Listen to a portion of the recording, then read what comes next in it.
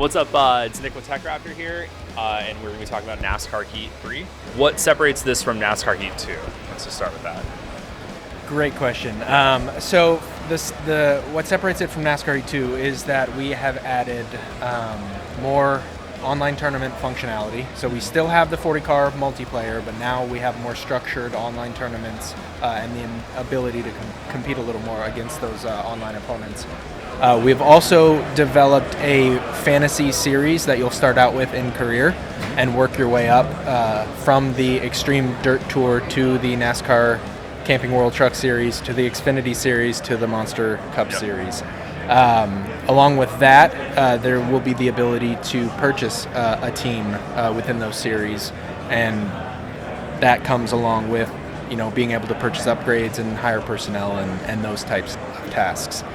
In the fantasy series, or in the fantasy, the Extreme Dirt Tour, there's 8 new tracks, or 7 new tracks, and then Eldora. So we've got 8 tracks in there that players will be able to race in. So let's talk about that fantasy series for a bit.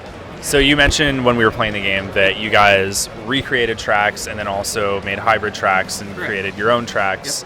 Yep. Let's just kind of go over that a little bit. Sure, I can do that. Yeah. Totally. So in the development of the Extreme Dirt Tour, we looked at creating complete fantasy tracks. So there's 2 ovals and a road course that are completely fantasy. We also went out and scanned some real-world dirt tracks in Texas, Las Vegas, and Charlotte. And then we also created these hybrid tracks that are real-world tracks where we just threw dirt onto the surface. So Bristol and Richmond are in that sort of hybrid category. So if you're into dirt racing, or you grew up going to dirt tracks and smaller things, like this is definitely it. They definitely slid around the track like a dirt race, and all it was missing was just clumps of dirt hitting the audience and everything. Which is always the best part. It adds a lot of variety into the career experience.